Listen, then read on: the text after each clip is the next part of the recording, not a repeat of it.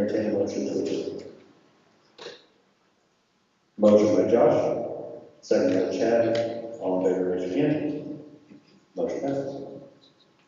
So tonight with the hearing, we do have a chair for that, and so I will hand over the mic to Lori Kopp from the KASB.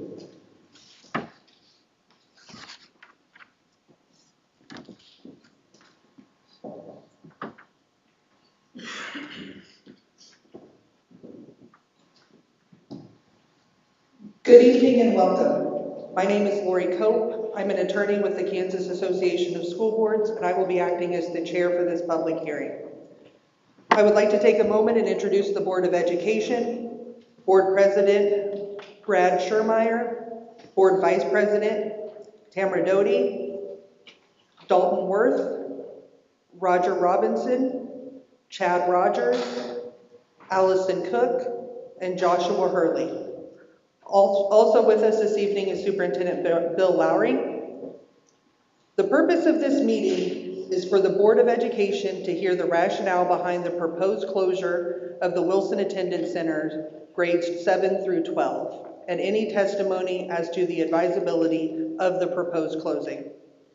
Per state law, the Board of Education by adoption, Per state law, a Board of Education, by adoption of a resolution by a majority vote, may close a school building at any time if the board determines the building should be closed to improve the school system of the district. However, prior to adopting any such resolution, a hearing must be called and held on the proposal. Notice of hearing must be published at least once each week for 2 consecutive weeks in a newspaper of general circulation in the school district. Notice of this hearing was published in the Ellsworth County Independent Reporter on Thursday, December 15th, 2022, and Thursday, December 22nd, 2022, as required by state statute. As outlined in the published notice, the proposal to close the Wilson Attendance Center, grades 7 through 12, is for the following reasons. 1, the financial condition of the district. 2, the district's need to reduce expenses. And 3, the district's need to gain those efficiencies which can be gained by closing a building. At this time, Mr. Lowry will provide information on these reasons. I will go through the first 3 reasons. The financial condition of the district. Cash balances for the district decreased $177,844 from the 2021 school year to the 2022 school year. If you look on the second page, I think everybody has handouts, you'll see a 10-year running total for the cash balances. In 2012, it's $3,547,981. It hit a high in 2015 of $4,281,931. Last year, it ended $1,167,176. Last 8 years, cash balances have decreased $3,115,755. Using the state formula for recommended cash balances, USD 112 has a 5.5% ending cash balance. The state recommends 12 to 15% for ending cash balances. Our capital outlay fund decreased $85,360 during the 2021 school year and decreased $114,364 during the 2021 school year. One of the reasons is that the custodial salaries and benefits are paid out of capital outlay in the amount of $300,000 because there's not much budget space in the general fund or the supplemental general fund. Our current debt is a lease purchase of upgrades for the former Wilson Attendance Center. The original amount was $820,000 on a 10-year lease. The total amount, including interest, is $947,320. We still have 5 payments of $94,732 remaining. Also, 20 months later, we paid an additional $215,000 to move the upgrades to Hollywood. That has depleted our capital outlay also. Number 2, the districts need to reduce expenses. Decreasing cash balances means the district spent more money than the total of the general fund, the supplemental fund, and the capital outlay. If this continues, the district would eventually have a zero for cash balances. A comparison would be a personal savings account that you have, and you had to use your savings account each month. Eventually, this has a negative result. Decreasing cash balances creates a hardship on the district for cash flow purposes. We receive no income for the supplemental general fund or capital outlay until mid-January, when taxes come in from the December 10th collection. We also pay our special education assessment before we get our first payment for special education in October. Our current last July cash balances represented 11.5% of all of our total 21-22 expenses. On average, we spend 9% of our expenses each month. This cash balance represents 1.5 months of expenses for the district. In the past, we've had to cut off all expenditures except those that are very essential during the month of December. If expenses are reduced, capital outlay could effectively be used to properly maintain buildings, and if the routine maintenance and improvements were completed when they are scheduled. We've had a 2-year increase in our cash balances for food search program due to the fact that we received free status reimbursement for all students the past 2 years. The reimbursement is $4.45 a meal. We charge $2.60 for K-6 and $2.80 for 7-12. We are about a 45% free school district, so along with less income, our food costs have dramatically increased. With the gain efficiencies, the district would have to pay could not pay the soda salaries and benefits out of capital outlay, and this would allow the district to properly maintain our facilities. We cannot recruit and maintain highly qualified teachers for our students. One reason is the base pay for teachers is one of the lowest in our region and in the state. Along with not filling our teaching positions, we cannot fill our classified positions. With the gained efficiencies, we will be able to recruit and retain highly qualified teachers and staff. With gained efficiencies, the district can build our cash balances back to the recommended 12 to 15%. We can pay off our lease purchase and pay for our improvements and not use lease purchases. The next part comes from, which I need to explain. There are 2 building numbers in this one complex. There is a pre-K 6 building number and a 7-12 building number. So there's 2 buildings located in this complex as we speak, and that's probably forever. I didn't go back and see, but I'm sure there's been 2 numbers as long as the school's been in existence. The total for the 21-22 state and local expenditures, I did remove all federal expenditures because most of that is the ESSER funds that are one-time money, which distorts a little bit of the spending. So this is just state and local expenses. The total for Wilson 712 was $1,021,032. That total was $778,398 for salaries and benefits. Estimated savings is, in my opinion, again, this is an opinion that I have. I don't think anybody can determine the cost until after the fact, but it's $575,000. Capers, I believe that savings would be $60,000. Student athletics, which is just the amount for transportation, uniforms, supplies, because the supplemental salaries are in the first one, of salaries and benefits would be $30,000. That would be an estimated savings of $37,000. The remainder, $91,654. There's several small items, supplies, and utilities. And I believe that estimated savings would be $35,000, with a total estimated savings of $700,000. The next information, I have it's called LEA forms on the top. This is their state report. It also is for the state legislature. It determines the cost per pupil per building. We follow the guidance from them for this report. We have to use the numbers that they have determined for this report. It's something that we don't have any latitude to do something different. This is prescribed by the state. So the last page is on attendance centers, cost per pupil 21-22 with state and local expenses. On the Wilson attendance centers, K6, 75.5 students, building costs $1,068,390, average cost per student $14,151 per student. 712, 63 students, building cost $1,021,032, average cost per student $16,207. Cost for both attendance centers together, 138.5 students, cost is $2,089,422, average cost $15,086 per student.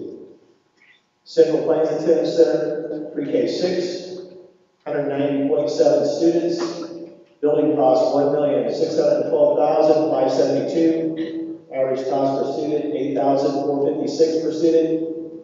712, 118 students, building cost $1,637,702 for an average of $13,879. Total 308 students, building cost $3,250,274 for an average of $10,529 per student.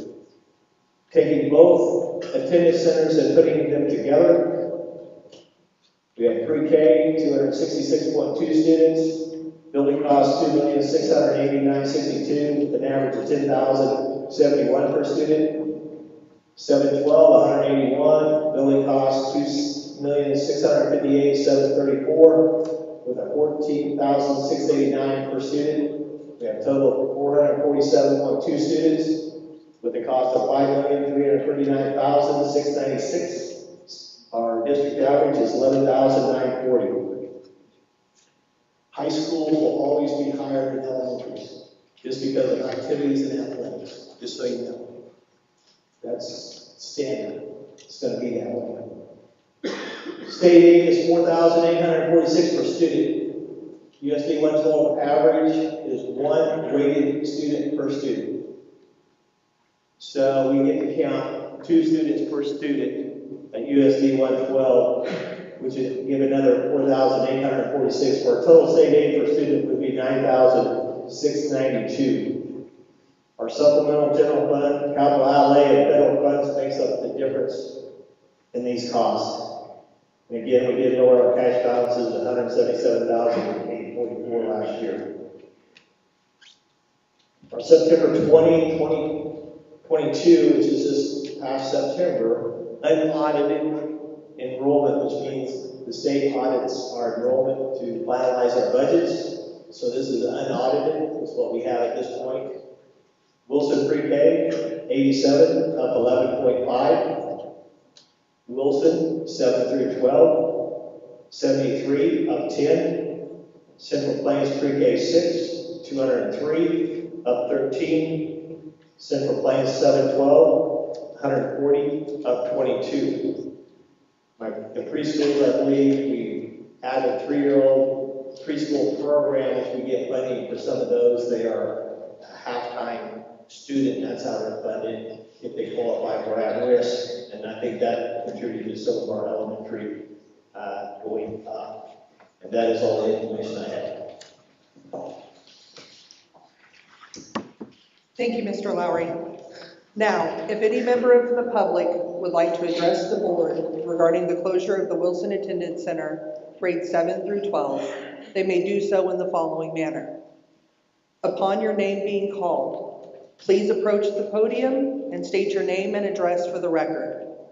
Please speak clearly into the microphone so everyone can hear. Please focus your comments on whether the closing of the school building will improve the education opportunities for students and remain respectful.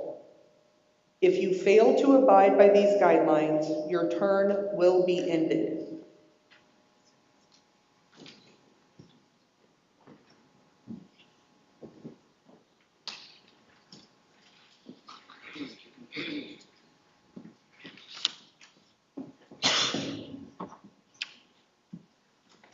I'm going to do my best to read people's handwritings and to pronounce people's names correctly. I apologize in advance if I am unable to do so. Okay, first up is Susan Phelan.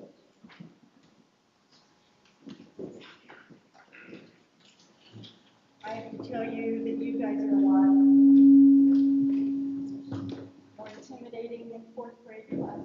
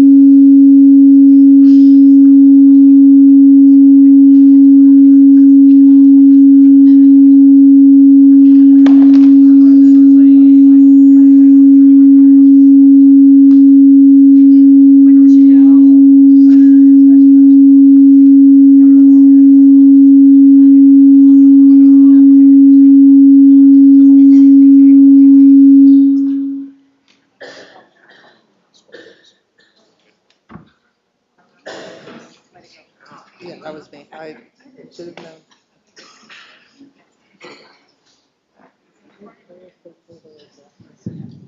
Well,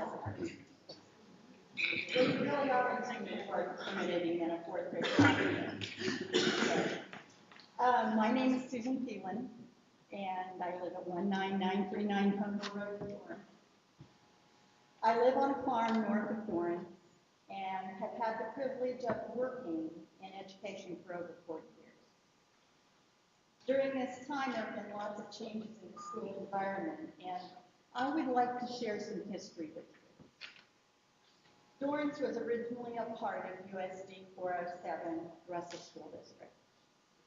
After a fire that burned the high school, land transfer of Plymouth Township into USD 320A was done. A K3 building and a 712 building were located in Wilson. A 4-6 building was located in Dorrance. When USD 328 built new buildings, communities of Wilson and Dorrance agreed on a K-12 building in Wilson. A smart decision. Dorrance gave up everything, but felt that the K-12 building was the way to go. When Claflin approached USD 328 district, many of us had our doubts, but decided a larger district was needed. After working to bring Claflin in, I, along with many, built a trade with the plans of the school board to close the Wilson 7 through 12 building. Now, I would like to address 3 issues concerning education of students in this district. Education is my passion. Safety and logistics, thinking outside of the box, and most of all, students. I will begin with safety and logistics. This is a large district with several communities. I have 5 grandchildren who attend school in Wilson, and we live in the northwest corner of USD 112, close to Wilson Lake. My concern about busing 7 through 12 grade school students to Claflin is that it just doesn't make sense. Most students can attend another facility that would be fewer miles and less time. We have looked at the number of miles and the number of minutes to travel to area schools, because you know you can look at it on your map, so I did. My grandchildren could go to Russell, 18 miles in 19 minutes. Sylvan Lucas, 23 miles in 24 minutes. Ellsworth, 29 miles in 29 minutes. Victoria, 32 miles in 30 minutes.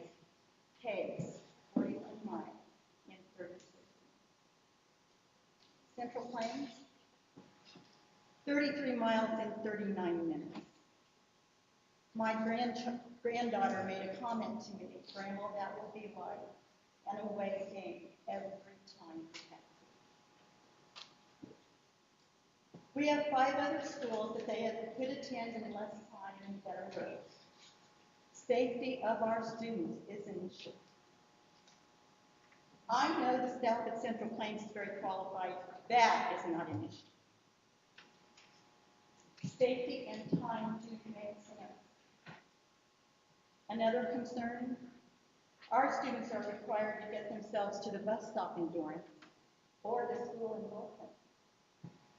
Will country students in Wilson and Durham be picked up at their home as they are in the south end of the district? I would like to ask the school board to think outside of the box in educating our students. I served on the configuration committee. I feel like I was on every committee. And the configuration committee looked at many different scenarios. Some of these included both schools syncing schedules so teachers could be shared.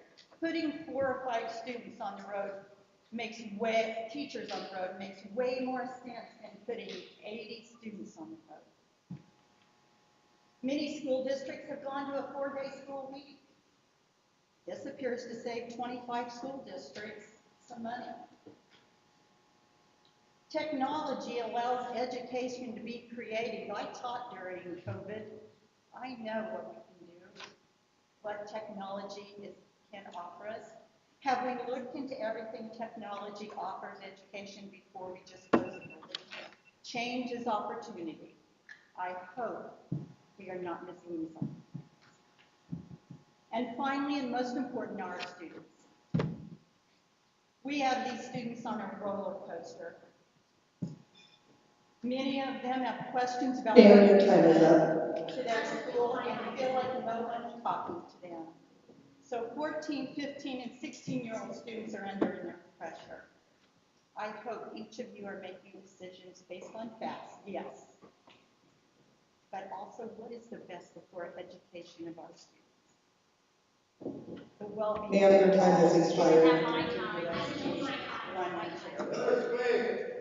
I would ask that you to reconsider your decision to close the 7 through 12 school building.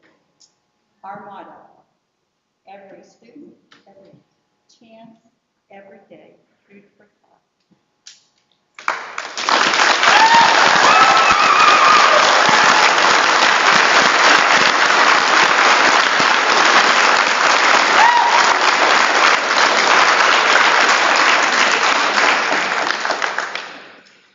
Okay, the individuals who have chosen to give up their time, have you signed up to speak? I did. Okay, what is your name, ma'am? What is it?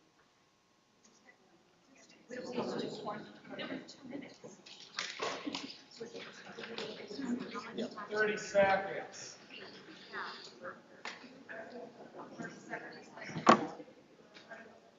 The 5-minute rule was put into place before the hearing. Everyone knew the rules. We're going to stick to the 5 minutes. And if you're going to donate your time to someone, you're going to have to say that up front. So is there anyone else who wants to donate their time? Your name, ma'am?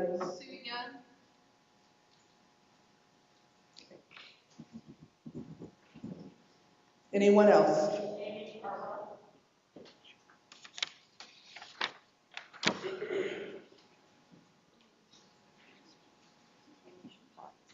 I don't have that name. Yeah. Jamie? Amy. Okay.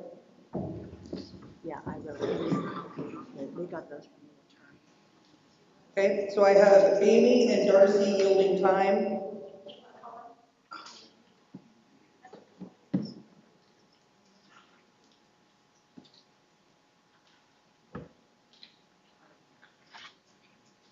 If you're going to donate your time, if you could please come up to the microphone and declare that for the record, please.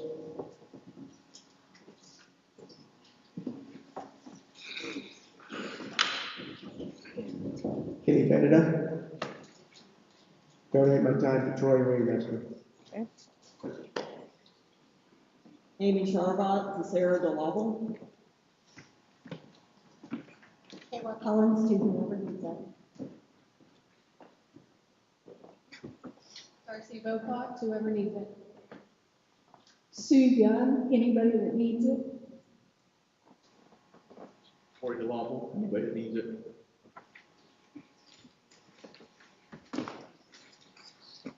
Michael Trotke, whoever wants the time.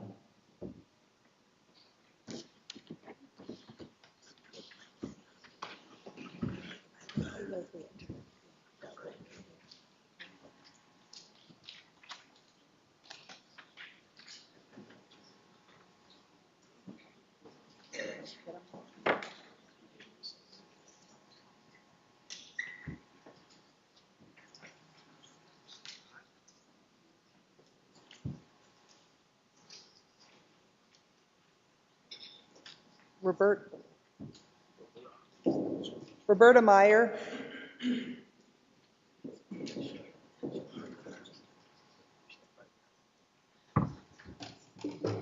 I'm a retired educator I taught all my time in Beloit, Kansas. I just want to ask the board, first of all, do you remember the student letter to the board, 4/11/22? I get myself stoned up in this. Okay, do you remember the student video letter to the board, shared at the April board meeting? Was that impressive or not? It was shared with me, and I was so impressed. Nice job, kids. Nice job, Mrs. Holland. And there's been so many good teachers that are worried about their role in this. Hopefully, that video isn't the only positive thing that comes out of all this. That video should be used as a marketing tool for this area. I wanted to come to your school after viewing it, and I did. I came to the December board meeting. But you should post that video, you should sell your school, your community, and your future.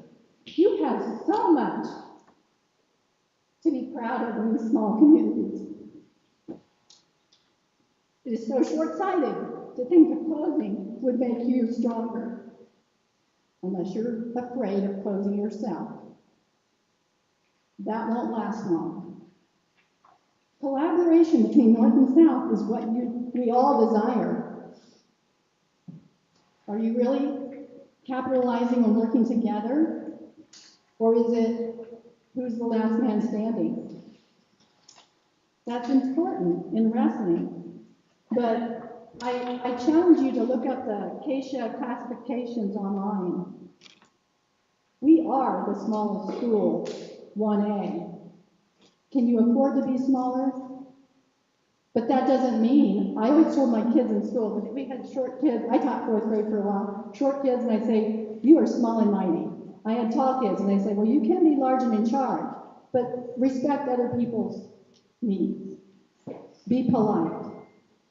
I encourage the Clapham kids to collaborate online with the Wilson students to create a more beautiful video than what was presented last April. It can be done, the technology is there. If you want them to succeed in life, they will have to collaborate online and compromise all the time. Thank you for listening, and I get to speak again too.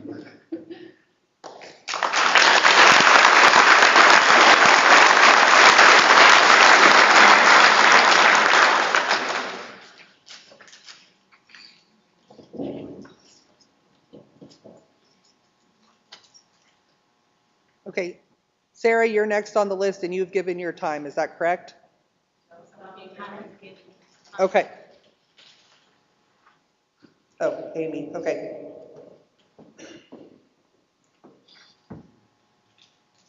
Good evening. My name is Sarah DeLamo. I live at 916 Second Road, Wilson. I spoke at the last board meeting and had many financial questions. Very few of these items have been addressed, even up till now. The only response I received that was not a form letter was from one board member who indicated that no financial information had been put together. And yet, the stated reasons for the hearing tonight were financial condition of the district's need to reduce expenses, and the district's need to gain efficiencies which can be gained by closing a building. Can someone please explain to me how we can claim financial reason without any financials being put together? I reviewed a copy of what Mr. Lowry presented tonight earlier today. Those numbers were not finalized until this morning. Interesting, considering financial reasons have been claimed since April of last year when this all started. I can understand the need to look into financial reasons that were recently outlined.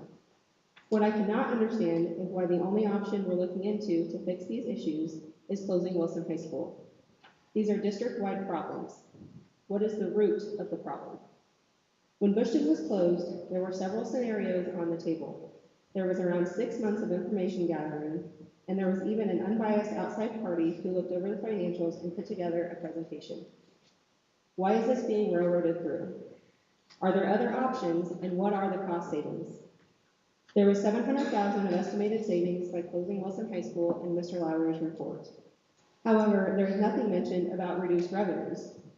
On the last page of documentation, it shows a loss of 1 student from Wilson 7 through 12 next year. To date, Ellsworth High School has received out-of-district requests from 19 Wilson High School students per the Ellsworth Independent Reporter. That's not including any that intend to attend Sylvan Grove or other schools.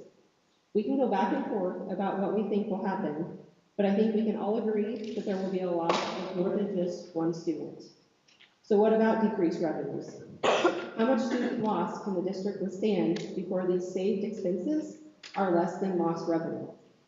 Or even a break even, the loss of jobs, students, etc., all for us to end up at the same place financially at the end of the day. What about increased expense for transportation? Increased need for teachers at Central Plains High School, especially if you're using the methodology that you're only losing 1 Wilson High School student. How about the fact that this is to close half a building? Therefore, we'll still have utility costs, maintenance costs, upkeep costs, etc. Mr. Lowry stated in a previous meeting that the savings would be used to increase teacher salaries. So is it really savings? Or are we sacrificing jobs and careers for some teachers for the gain of others?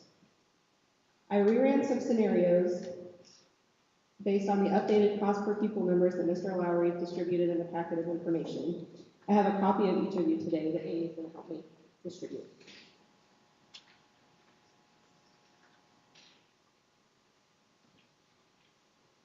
While I personally don't believe that closing a high school is our next step at either end of the district, why would you not choose the option that gets our cost per pupil below the state aid number in all buildings? I acknowledge that there's some nuances to this for expenses that will transfer here and there, but you can see in the bottom right corner, transporting Central Plains High School to Wilson brings the cost per pupil to $8,100 and $8,400 in each building. There's no other scenario that does that and has each building below the state aid number. Like I said, I acknowledge there's information that I don't have there, but we should be looking at everything if we're looking at closing high school. Also recognize that from the first iteration of that document that was published earlier, the federal aid amount of $2,328 was removed, which Mr. Lowry addressed earlier. Wouldn't it be great if we could grow our cash balance rather than depleting it by being under all of the state and federal aid numbers? I know several of you on this board have businesses of your own. Ask yourself, if these numbers were for your personal business, would you be making the same decision?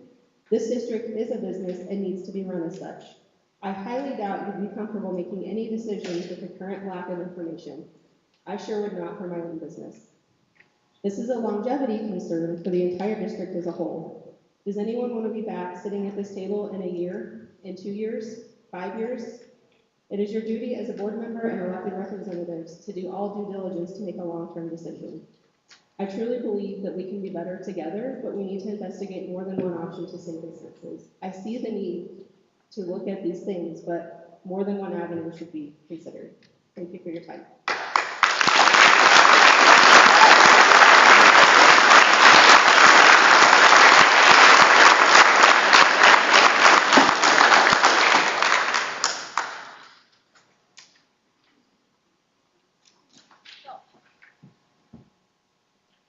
Kayla Collins.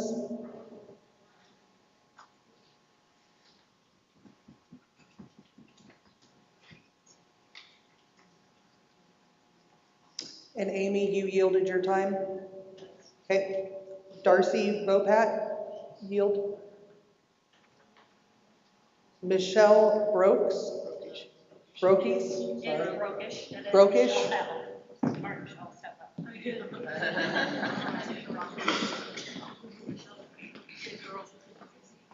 Hi, I'm Michelle L. Brokish, and I am stepping up here to speak because I want to make a demonstration to all of you to understand. You guys are speaking about finances, and I think we really need to look at this. And following Sarah's financial talk, I don't think I can top that. But I do have a demonstration to show you something.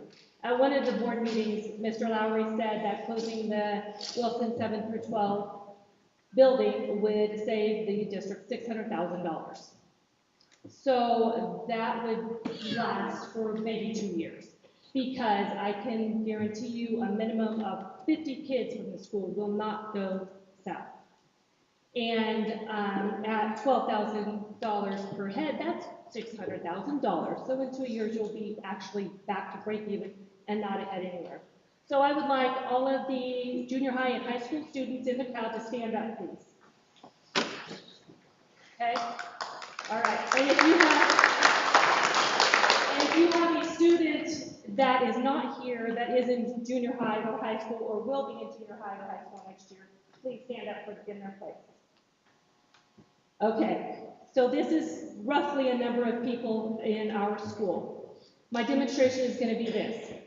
If you plan to go to the Central Plains High School next year, remain standing.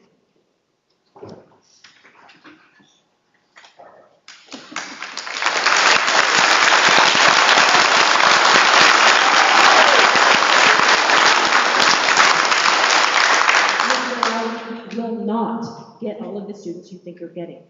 I'm sorry. And this is not just a north-south thing. It's a logistical thing. Much of what Sarah spoke of with transportation and whatnot. There are other options to save our district.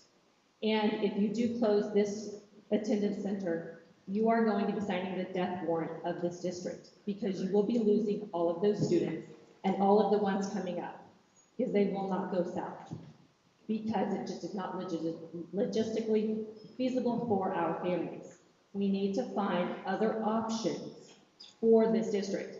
Find other ways of cutting corners, saving money. Why did we need to spend $40,000 on a chain link fence around a football field? Really? Was it necessary? There is a lot of other expenses that could be approached and addressed, that could be lessened. I think Susan was the one that made the comment about sharing teachers and putting teachers on the road versus the students.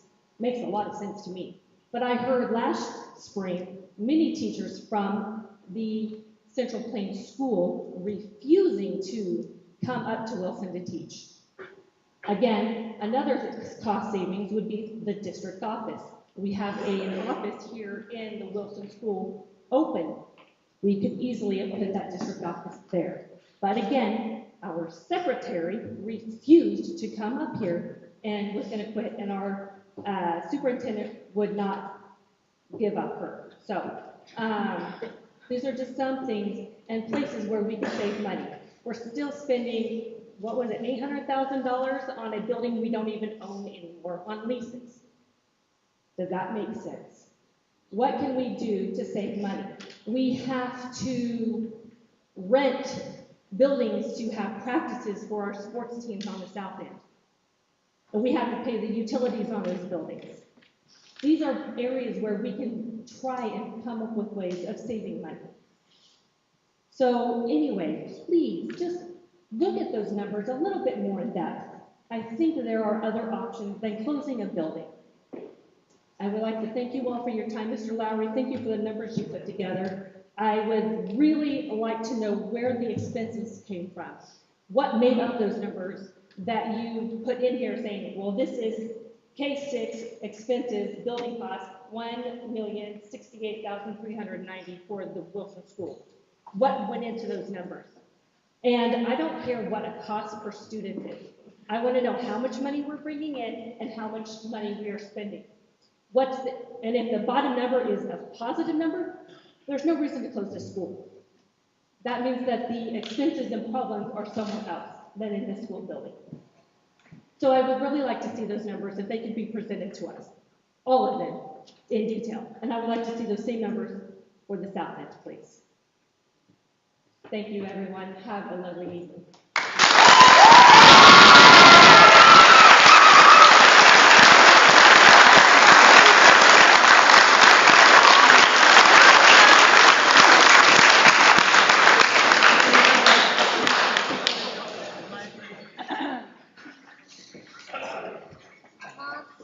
Hey, I have it down that Corey yielded his time, is that correct? Okay. Kenny yielded, is that correct? I yield to Troy Waymaster, speaking Got- right now. Okay.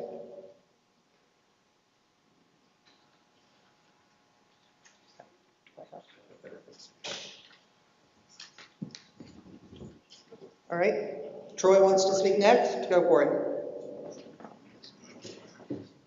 All right, thank you, and thank you very much for allowing me to speak here tonight. I'm going to be somewhat in generalities because I've been in the state legislature now for starting my 6th session this coming Monday, and I've represented Central Plains the entire 10 years that I've been in the legislature so far. But with redistricting, I acquired Ellsworth County into the 109 Kansas House District.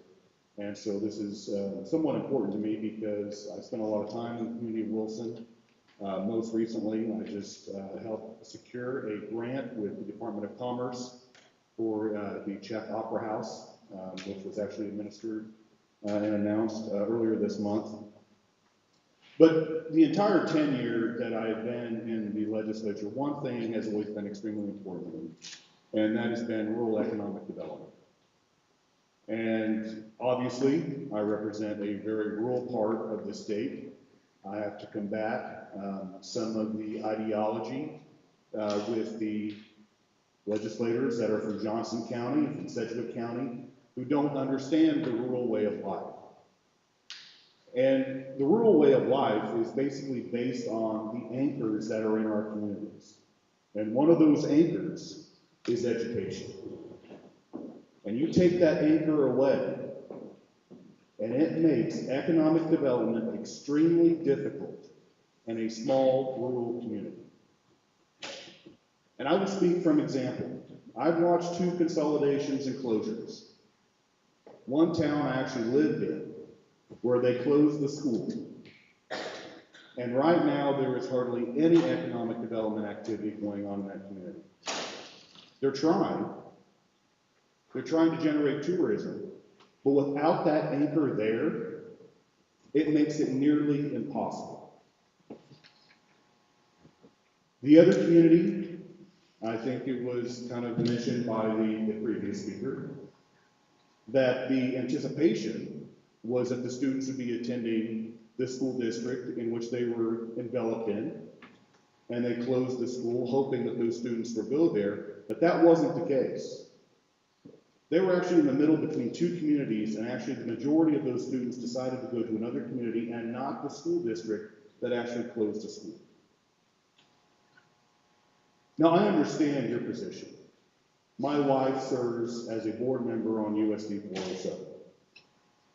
And there are many times when I have meetings in Topeka and I get reports and spreadsheets in regards to K-12 education, and I'm texting her, asking her exactly what is USD 407 doing, because I'm not seeing any of their items listed on the particular spreadsheets or reports that I'm being handed to. But the other thing that I've also been talking to her about is being and looking towards the future.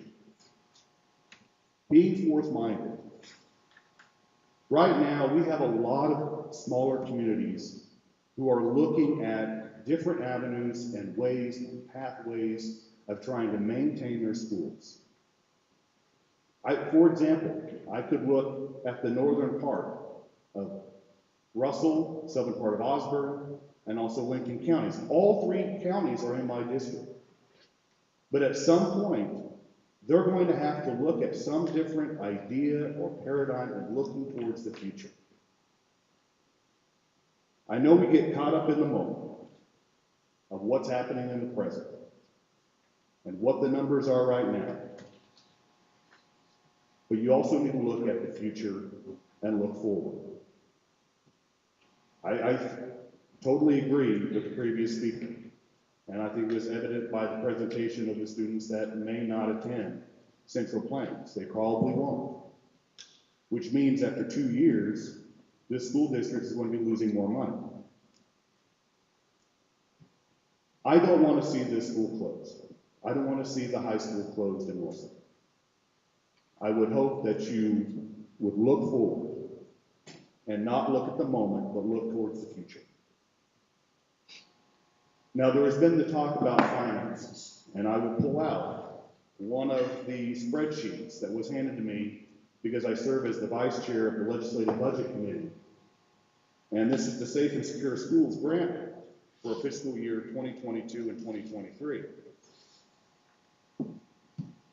These are upgrades that can be done to the school to provide security and safety for the students. Nowhere on this report is USD 112.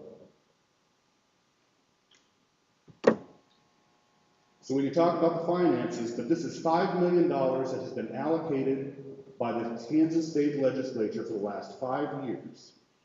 And with the last fiscal year, there are not, USD 112 is not showing up on this report of even applying for a grant for the Safe and Secure Schools Act. This is basically free money. I just wish that we would look at the possibility of not closing the high school. Because in a few years, if you close the high school, you'll be looking at the grade school next. As I mentioned before, I have been a huge advocate for rural economic development. You take that anchor out of a community, and the community is going to suffer. Thank you.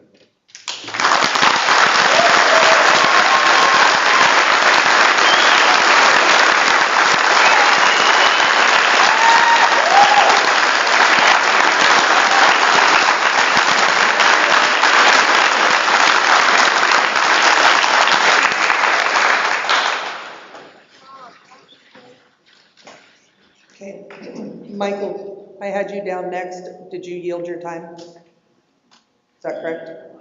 Okay. Josh?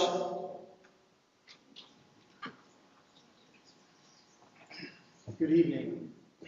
My name is Josh Nye. I'm an attorney from Topeka, Kansas, 900 South Kansas Avenue, Topeka. And I represent several of the people that you've already heard from tonight and that you will maybe hear from throughout the night. In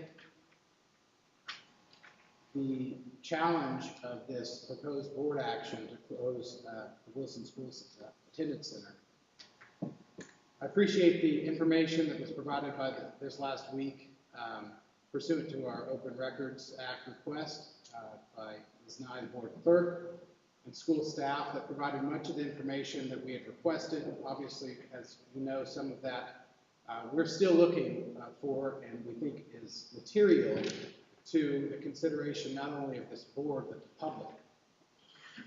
We've heard a lot of things tonight as far as the defects of the public policy considerations that have been part of this process so far. We've heard terms like railroaded, rushed through. We've heard about the financials provided tonight, not only being finalized for the first time today, after months and months of having the ability to make this case to the public. We're finally getting some of the information in summary form now. We've heard that the financials are being used as a pretense, that there are actually different ways to look at the financials that would make more sense to send students to Wilson. We've heard about selling your school, marketing your school versus selling out your community. We've heard about a lack of due diligence. And now, just now, we've heard about a unconscionable failure to apply for free state money that could be used to buttress the bottom line. And so, is the question tonight, in that regard, a question of facility operation, or is it a question of management, effective management? All of these things will be considered at the public, at this public hearing and at further board meetings. But it's my purpose here tonight not to make that case to you, because ultimately my job is to make the case to the courts and to the people and advising my clients and the citizens of this school district to explore their legal options should you choose to rush this through and close a school building despite the lack of due diligence. And so I wanted to outline those for you tonight. Rushing this through instead of looking at management, instead of looking at ways of cutting that doesn't require the destruction of the mainstay in this community, the public school system, is the first step. And I would argue that there's no reason to rush this through. If you look at the numbers provided tonight on the third page, since 2018, the ending cash balance has been relatively stable. Sure, it goes down 103, back up 146, down 157, down 177. But in actuality, the average of those years is around 1,271,000. So really, the difference in 2022 from that is only 104,000, which we've seen much bigger jumps down, and frankly, in 2020, we saw a jump up. 146. So there is no sense of urgency. Yes, there's a recommendation when it comes to the Kansas Association of School Boards or the State Board providing a recommendation of an ending balance, but you've been operating below that for at least 6 years. And so as you explore ways of finding a manageable and a sustainable cash balance, cutting off your nose to spite your face really will end in not just the destruction of the Wilson community, but also the entire district. And that's not just in the form of prophecy, that's also in the form of the mechanisms that the citizens have to force other legal results other than the school building closure. So my clients are prepared to circulate a petition availing themselves of the process in KSA 72-634 that would disorganize the school district. It would require 20% of the vote of last general election for a school district, and that would force the issue to the voters of USD 112. So instead of that nuclear option, of forcing this to the state board where this entire district would be looking for homes somewhere else, we encourage you and we demand that you slow down, you look at the public policy and have the public policy debate that should have started months ago, that's being had tonight, and engage in the black and red numbers with the public. Be transparent. Don't require the nuclear option. To the extent that that's required after a school board or school building closure, a court in determining what assets and what ending balances goes with various parts of the territories of this district to new districts will take into the fact that it was mismanagement to close a school only to have it reopen when it's transferred to another district. So my clients plan on bringing legal remedies. There is a way to prevent that, prevent the bone-on-bone nature of litigation. There's a way to prevent the nuclear option by actually coming to the table. And I'd submit that as the ending cash balance has been over the past 5 years stable, work on those numbers, work there with the public to save not only a school, but a community. There's a mechanism, obviously, for transferring territory out of the school district that can be explored. There's obviously belt tightening, but can I add, just to close, I'd like to add one more phrase to the list of phrases I started with: railroaded, rushing through, selling out your community, lack of due diligence. And that phrase is arbitrary and capricious. That's what a judge is going to be looking at. We have to go to court on this. Arbitrary and capricious. So the record needs to be filled with not only the public comment tonight, but your due diligence that should start tonight. And we would respectfully, but strenuously ask you to table any vote on this until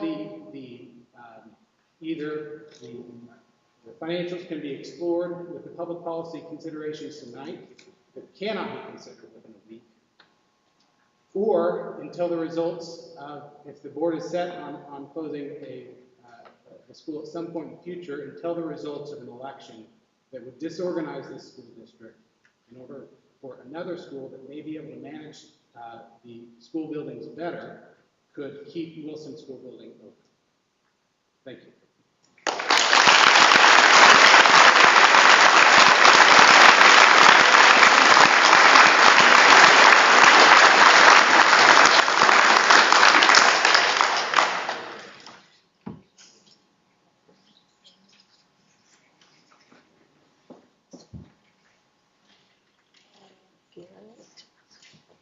This is Garrett. This is Darren Possick. I don't know how to say that last name. Garrett Bohach, maybe? Okay, do I have a Garrett? Bohach? Garrett Bowden. Yes, he's right there. Right there. Thank you. Garrett Bowden and David Bowden. And Darren Possick. Oh, there it is.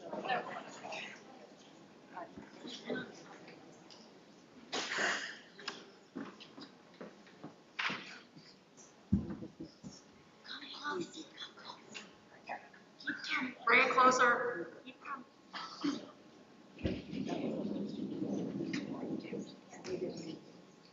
It's okay, they can see it.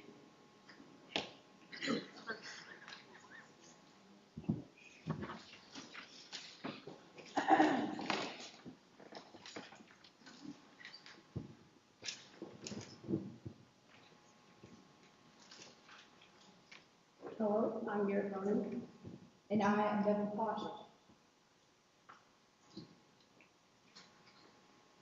In our media technology broadcasting unit, our teacher told us that we should be unbiased in our reporting. Prior to the April 2022 school board meeting, 2 students in our building sent out a survey to current students to see how many people and how many students wanted to go to Central Plains. At that time, 3 students said they would attend school at Central Plains. We know that at that time, emotions were running high. In 10 months since, students and their parents have had many discussions about Wilson school closure and the best place to attend school if Wilson were to close. It is sad that these discussions have had to happen, but families and what is important for the school, it is important for the school choice to match what families and students need. Today, we checked the numbers again. We did this so the students cannot be identified and were in a private space when given their answers. We gave students 4 choices. The first choice, decision made going to Central Plains. Second choice, decision made not going to Central Plains. Third choice, decision not made, may go to Central Plains. And fourth choice, decision not made, but not going to Central Plains. We put in the control factors like we learned in science. Students were in private when choosing. They were assured that any answer was correct. An adult took the picture and did not allow any interference. Each student was explained that what each choice was.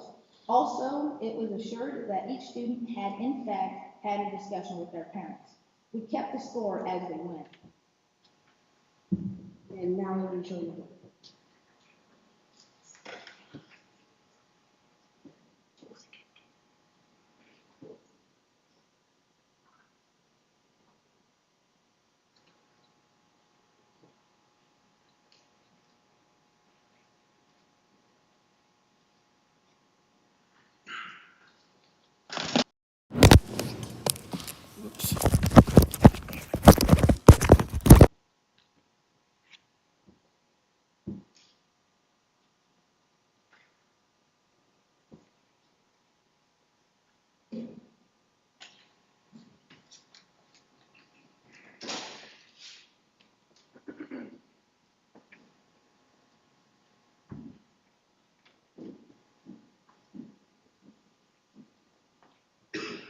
There are currently 67 students in grade 6 through 11. 6% or 4 students have noted they will go to Central Plains, and 94% or 63 students noted that they will not be going to Central Plains. We do note that these are student-reported findings. We had no idea.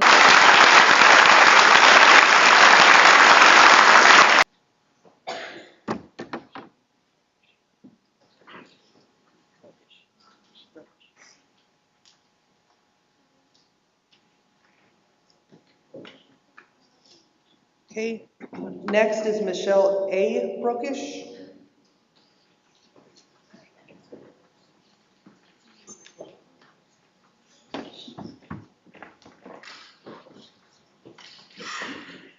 I'm Michelle Brookish from Wilson. Don't have a lot new to add besides what has been said back here. I guess something that I'd like to put forth though, and when I addressed you all in the November meeting, the way I started it was, there's no secret that there's not a lot of love lost between the North and South, and that's gone on for years and years and years, okay? That's not okay. That's not what these decisions are about. And so I want to reiterate that when students stand up and then they sit down and say, I'm not going to Central Plains. Guys, we're not saying that out of animosity. We're not saying that out of hate. I hope.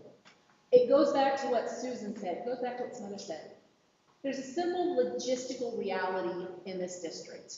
This district came together years and years ago. If I'm not mistaken, it started with Wilson and Holyrood. And it's just grown from there. At that time, Wilson and Holyrood could help each other, but it made sense to have separate schools. It didn't make sense for them to be together. As the district has spanned out, it still makes sense for there to be 2 schools, okay? When I go down, when I go to Phelan, when I drive to Hutch, whatever, and I say it every time, and my husband probably gets tired of me, anytime we're driving down that blacktop, I said, see, look at the elevators. This makes sense. Phelan, Holyrood, Bushton, Lorraine makes sense. And that's great. I'm glad you guys are together. Wilson doesn't fit in that, simply based on logistics. Not in day-to-day, everyday travel that road with kids. It just doesn't fit, okay? So again, this isn't a hate thing, this isn't an animosity thing, this is a simple logistics thing where I am coming from. So with that, I looked at Mr. Lowry's numbers today. Now, I would have to change my numbers based on what the kids just showed, because they showed, I believe, 4 kids that said, yes, we would go to Central Plains. So based on the numbers that Mr. Lowry sent out, he showed a 21-22 FTE at Wilson of 138.5. 22-23 unaudited enrollment shows 160. Okay, that's an increase of 21.5 students. Now I know you qualified that with there's some monies for pre-K3, that kind of thing, but still that's an increase of 21.5 students. That's a 15% increase. Okay, so when we look at those numbers, that's a huge increase. Is that a trend? Is that misrepresented numbers? Who knows? But that's 15% increase from last year to this year. Okay. Then I looked at the estimated savings, and again, I know they're rough, but the numbers say a $700,000 cost savings. As Sarah said, this does not account for lost revenue. Now, I took those 72 FTE that's on these sheets. I took the 9,692 base day plus weightings, and if none of the kids went, that's not accounting for the 4, but if none went, that's a $697,824 lost revenue. That means we're saving $2,176 by doing this. Like everyone else, I would encourage you, please look at other avenues, because the kids not coming isn't because everybody's hating on each other. The kids not coming is because it doesn't make sense, because there are better avenues for our kids should this go forward. And like others have said, if this goes forward and our kids leave, that is a net loss for everybody. One that I don't think can come back from. Thank you.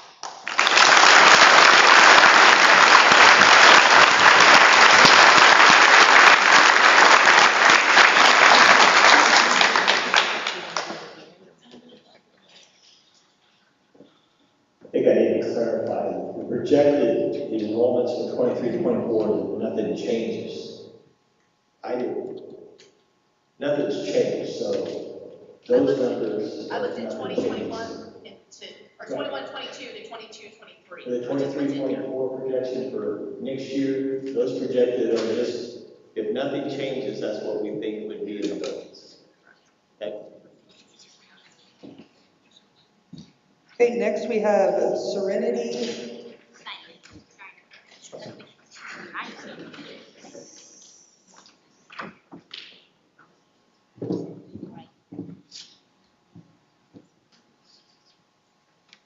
Hello, can everyone hear me?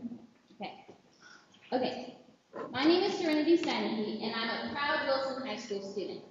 I realize that my point that I'm bringing up tonight has been brought to your attention several times, and now you will hear it again from a sophomore at Wilson High School.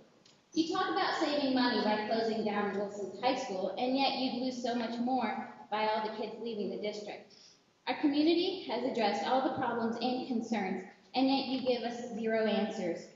My advice to you is that if you're going to do something that's going to change our lives, have an actual reason besides we're saving money. I will not be attending Central Plains next year if this goes through, along with many of my peers. And it's not because we're sour towards Central Plains. It's because of the roads we would have to take every day and the distance. It's short, but thank you.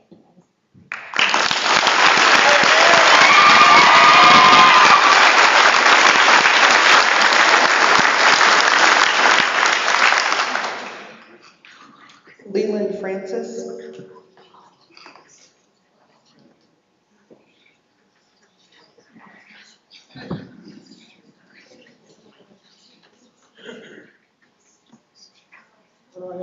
Hi, I'm Leland Francis. I live in Wilson.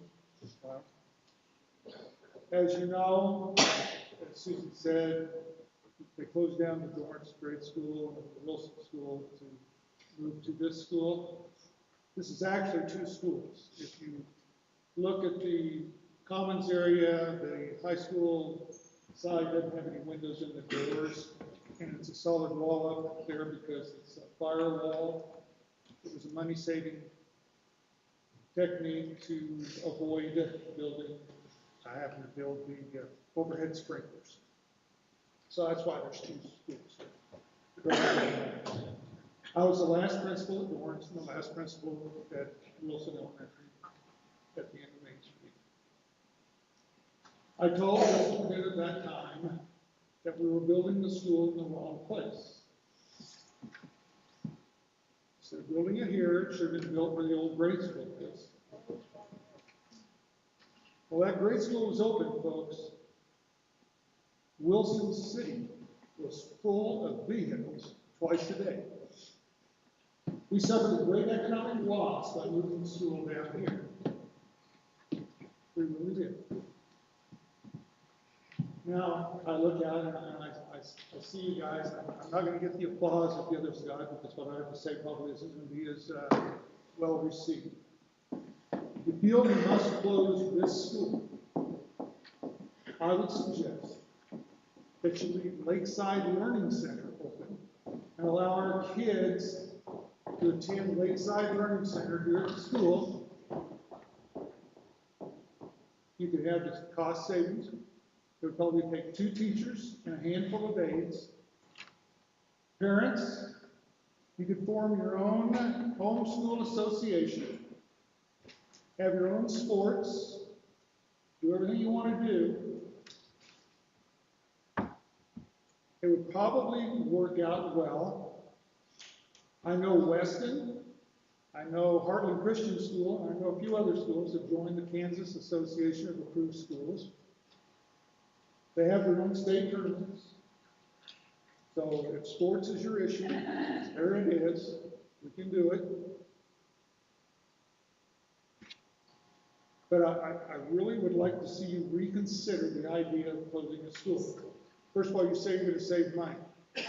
I would like to know if we're actually saving money or not. I don't see any way that my tax payment is going to go down if you close the school.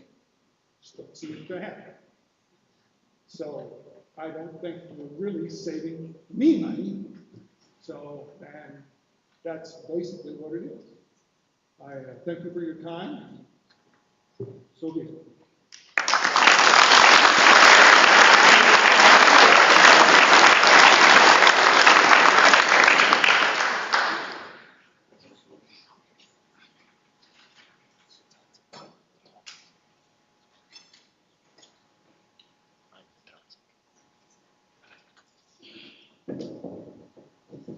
Okay, Mike Natashek? Pesca, sorry.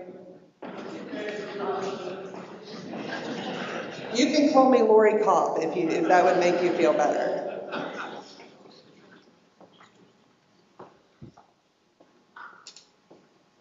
Give me just a second.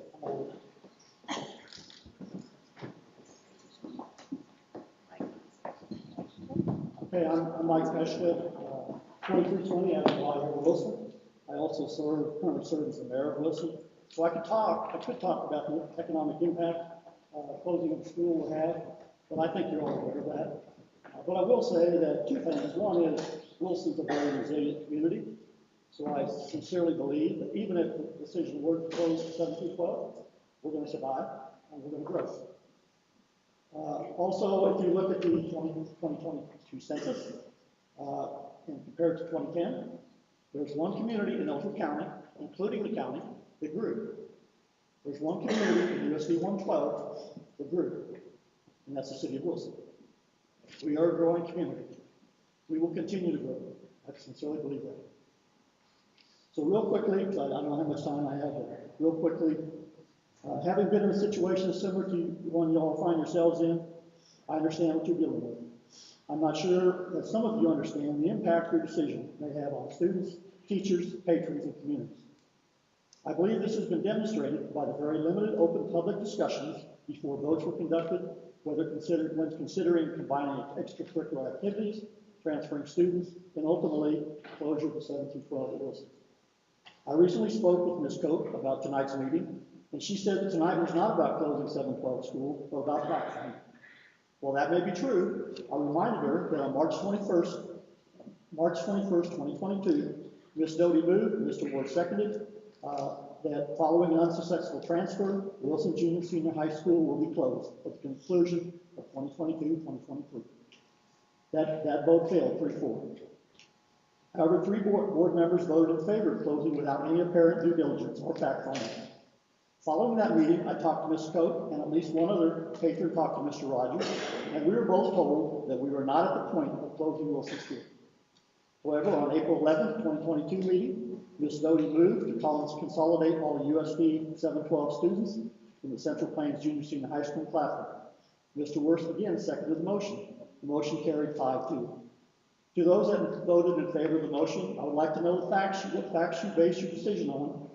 And to Ms. Cope and Mr. Rogers specifically, what additional information was discovered that resulted in changing your vote in only a couple weeks?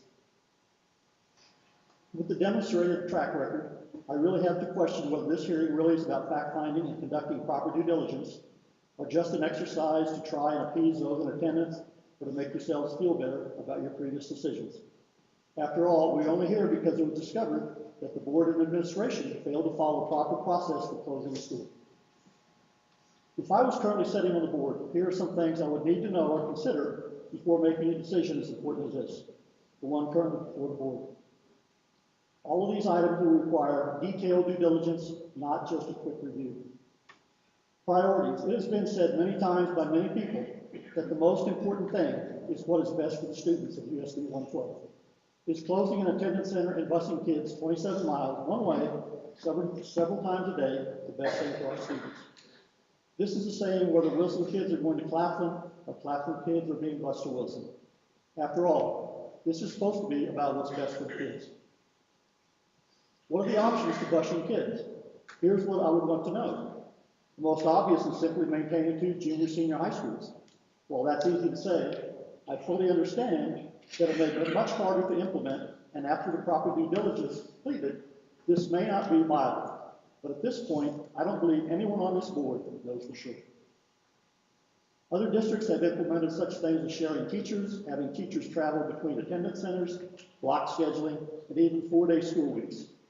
It is my understanding that some of these options have been brought up, but have been met with resistance by some teachers and administrators, and I will attend board meetings where that occurred. I fully admit that I know very little about such things, but the fact that they are being utilized by other schools and other districts means that they can work. With all due respect to USD 112 teachers and administrators, the reality is that they work for the district, not the other way around. After all, this is supposed to be about what is best for the kids. Buildings, should the decision be made to ultimately close an attendance center? Here's what I would want to know. Which building provides the best learning environment? Which building is the oldest building in the district, which usually equates to higher maintenance costs, especially when the difference is about 30 years? Which building meets ADA requirements? Which building presents asbestos and lead hazards for our kids and staff? Which building has 2 gymnasiums on site to better serve the student athletes and to reduce costs for the district? Can the district office be housed in an attendance center to reduce costs? I know this is looked at, but I always believe there were options that were ignored. It has been stated by the administrator that room would be an issue at Claflin if the Wilson students were transferred there. I don't know if this is true, but do any of you know for sure? If the answer is not known, then it needs to be determined. The same may be an issue for Wilson if the Claflin students were bused to Wilson. I do know that the Wilson school was built for a much larger enrollment than the current enrollment. Even if there is room today in either school, what is the plan should the student population increase if there is only one school? After all, this is supposed to be about what's best for the kids. Financial, and it's been explained a lot better than I can do it by numerous other people, but it's been stated many times by at least the majority of the board that finances are the driving force behind the decision to close Wilson. The resolution to close Wilson states 3 reasons, all financial. If you're voting or have voted to close Wilson for any other reason, then you're voting incorrectly. The missing piece behind this mentality is the numbers that support it. And again, as noted by numerous people, some numbers came out from Mr. Lowry today, but they've been getting asked for weeks and months. So obviously, to some of you, this is a minor thing, since they were not needed to influence your vote to close Wilson. However, to the rest of us, it is not a minor item, and as a board member, I would not even enter into discussions to close a building without solid and detailed financial information to support such an effort. Financial numbers, as I mentioned, financial numbers were sent out today. I did not have time to digest them. One thing appears to be missing is the comparable numbers for the district by closing Claflin and transferring students to Wilson. It also, as noted, appeared future projections, and Mr. Lowry may have just explained this, that 70 students will be transferred to Claflin. That's not factual, as you heard. Which school is most likely to have the highest future costs to maintain and to make changes required to meet ADA requirements? Which school has the lowest utility costs? What is the financial impact to the overall district following the closure of Wilson Junior Senior High School?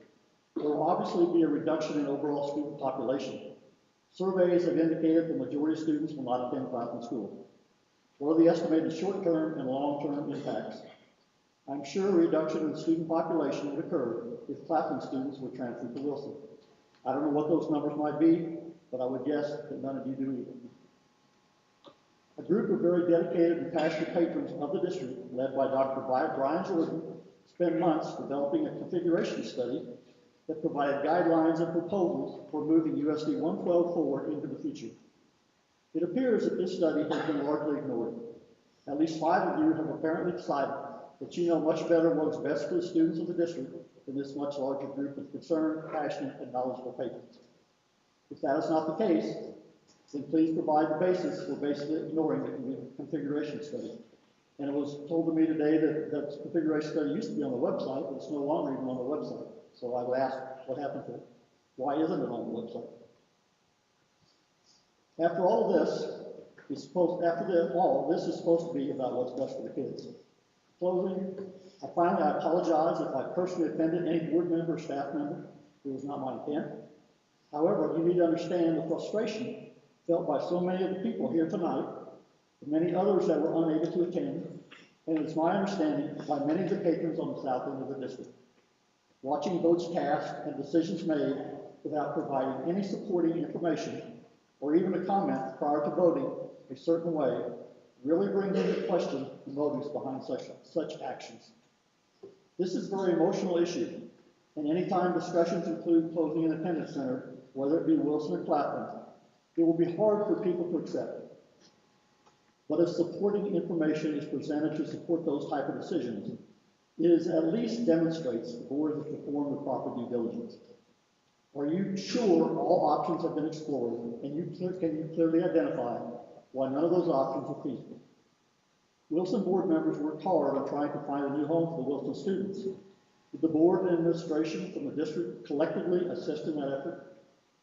I would suggest that if you can accurately and sincerely answer the questions I've posed for you, then you have done the proper due diligence.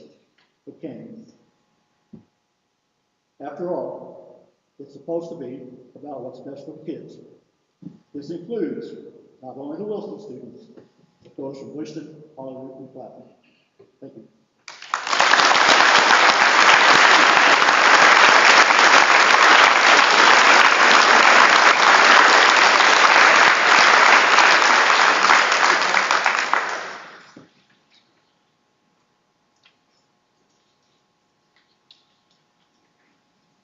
Don't like this thing. Kathy Smith, did you yield? Yeah, she did. Okay. Mike Just?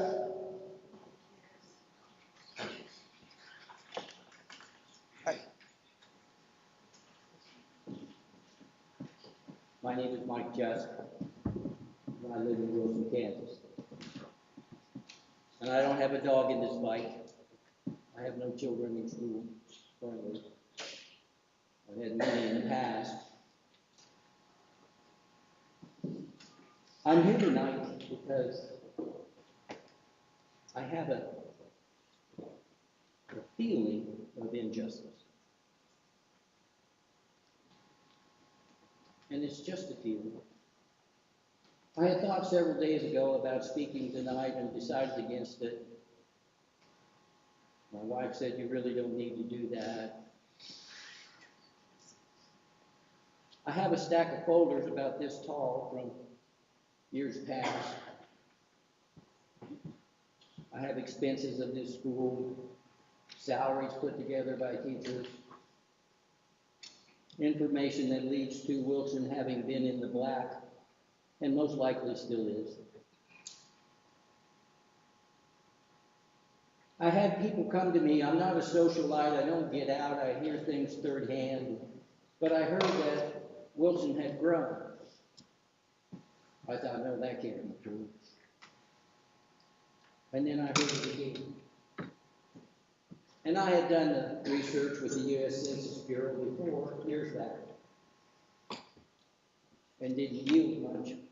But 4 days ago, and you can do this for yourself, I punched up in Google, population, Wilson, Kansas, 2019.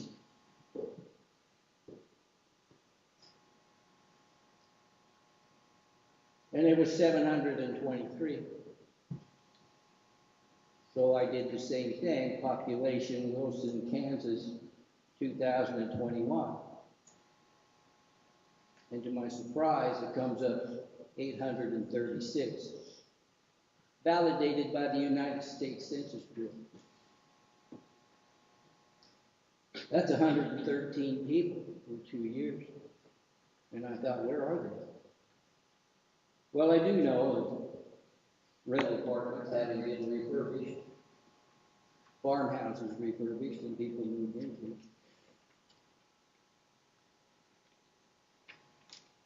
So I thought, well, let's look at that further. So I put in population, Claflin, Kansas, 2019, and it came up 600. Population, Claflin, Kansas, 2021, and it came up 553. What those numbers represent, and again, you can confirm this yourself, was that Wilson, Kansas had a 16% increase in 2 years. That really sounds unbelievable, but it's there in black and white. Take a look. Claflin had an 8% decline.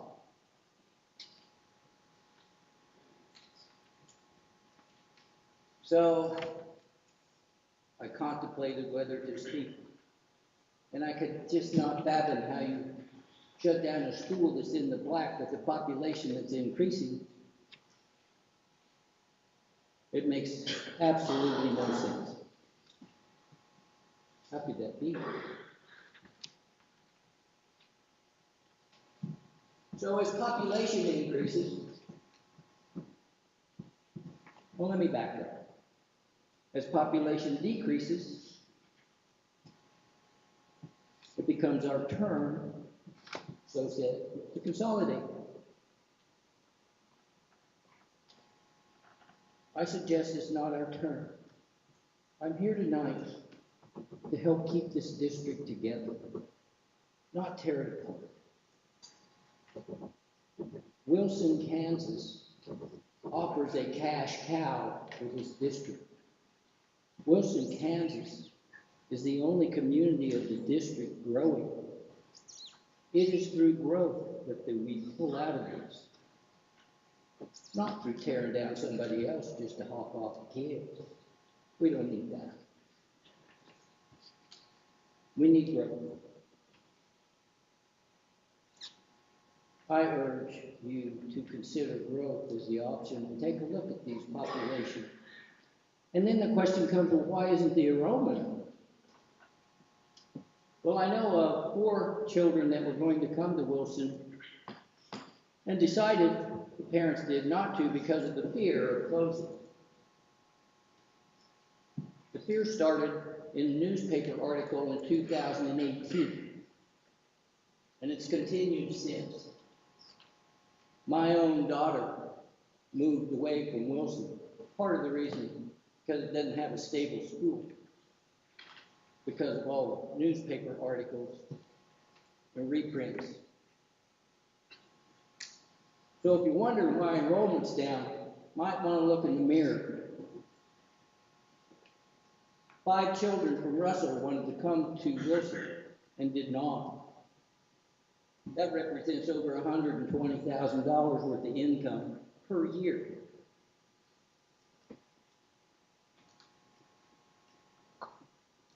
My uncle was an attorney in Wichita. Once gave me a speech. I was about ready to do a business deal that involved franchising. And he said, "Sit down, Mike, and listen to me." And he began to preach like only an attorney can. He said, "Now I'm going to tell you about the goose and the gander, and you're going to be negotiating agreements with people and companies. And when you're negotiating an agreement, the way you know if it's a good agreement is when you can pick yourself up from your chair and go to the other side of the table and the other side of the agreement and accept it. You have a good agreement." It's called good for the goose, it's good for the gander. So as we move forward together, I would suggest we become transparent. And we use the good for the goose, good for the gander formula. If you want to close a school, be willing to go to the other side of the table and be closed. Or don't vote, because it's not a good deal. So said my uncle. He still goes downtown Wichita. He's 90-some years old. So let's be conscious of what we're doing. Let's look at the facts. Google population Claflin, population Wilson. Do not shut down a school that is in growth mode.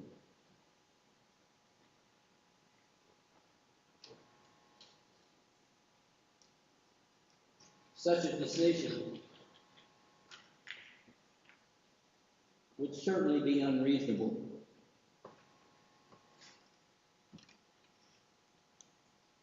And I would say irrational. With that, I'll close. Thank you.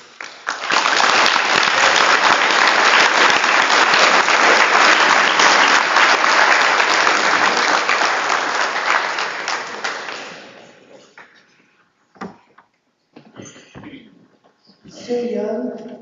I yield my time to Anna Phelan. Okay.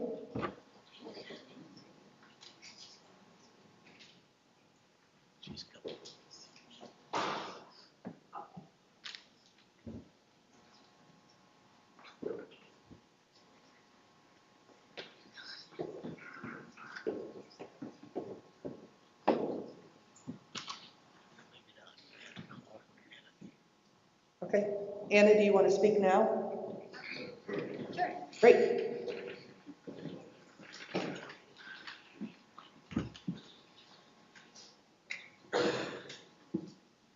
Hi, I'm Anna Thielen. I'm a junior here at Wilson. I wrote a letter to the board members and sent it to all 7 on December 20th, 2022. Some of you may have read it in the Ellsworth Independent Reporter. In my letter, I hit a major point of not understanding why closing Wilson 7 through 12 is the best option for 7 through 12. I invited any school board member to sit down with me, Representative Roger Robinson. Thank you, Roger. Roger explained to me that he has never seen these numbers himself as a board member, so he wouldn't be able to help me. The next email came also on December 21st from Mr. Dalton Worth. I appreciate his response. He only thanked me for my letter and said if I had any more information to let him know. I responded and explained that I had thought he misunderstood. However, I never heard back again. As for the rest of the board members, I guess you didn't respect me enough to acknowledge my concerns. I feel blatantly dismissed, especially from our at-large position board member who is supposed to represent not just one part of the district, but the whole district. So, let's get to my suggestions. I have heard it is going to save money. However, I haven't seen any official numbers until today. I hope that the board members know that very few students will be going to school at Central Plains, which I know will reduce state aid for USD 112. On top of that, there will be an added expense of busing for the small number of Dorrance-Wilson students who will attend school in Claflin. Savings will be minimal if you're only closing half a building. The district will still be paying the same amount of money to run our school. There's no way to cut off half of it. The only money being saved will be in teachers' salaries. How about we reconsider sharing staff? This would keep the most amount of students in our district, yet cut the district's salary expenses. According to the information I read that was put out today, and the reduction in salaries would allow the custodian salaries to come from the general fund. I understand that this is one of the goals of the Board of Education, is trying to achieve. So now I'm asking the 5 board members who seem to be in favor of closing Wilson 7 through 12 to reconsider and take time to explore these other options. Remember, USD 112's motto is, every student, every chance, every day. Are you really giving the Wilson students a chance? Thank you.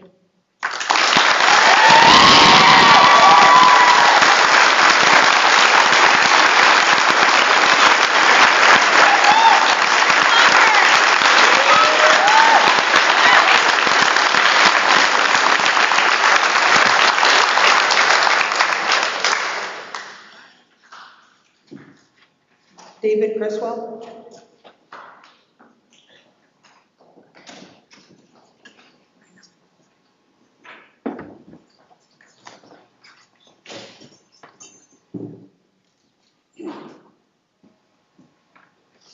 Hello, my name is David Criswell. I live at 418 26th Street in Wilson. There's been several people that have spoken about due diligence and transparency. And I think also thoroughness. And I think a decision-making process that is as complicated and as important as this, it needs to have a great amount of due diligence, a lot of transparency, and a lot of thoroughness. And without that, I don't think anyone can say that the process is honest.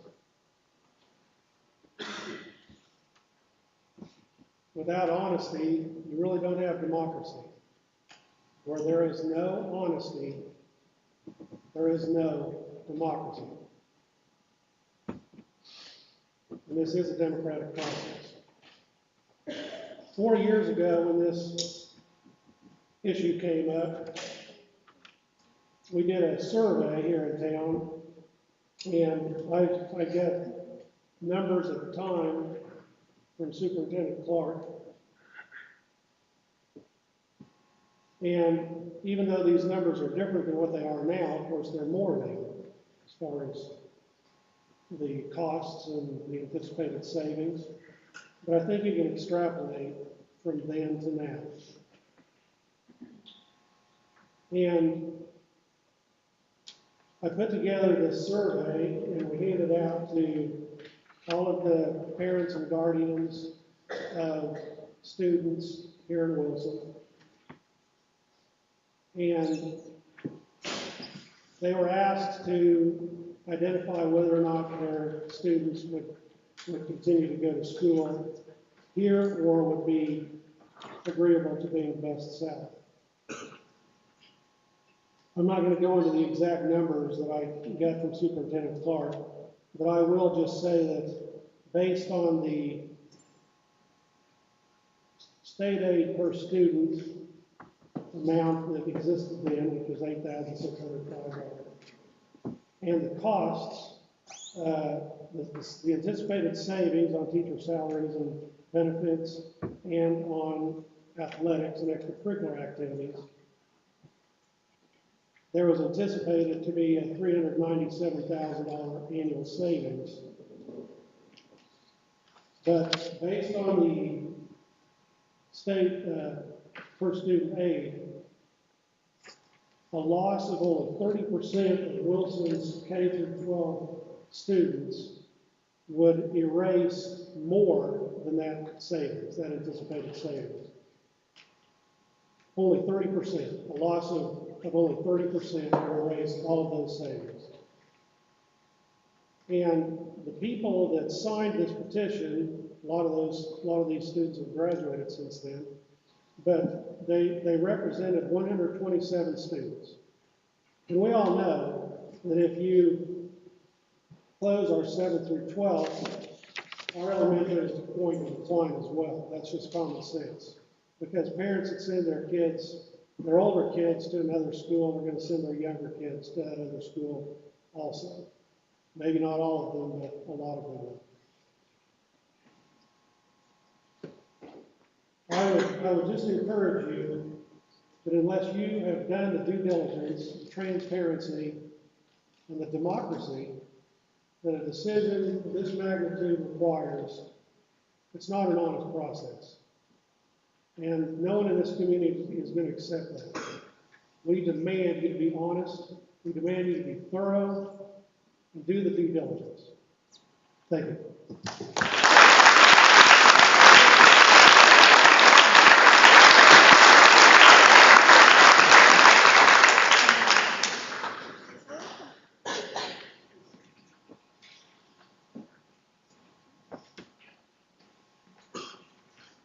Lexi McCarter.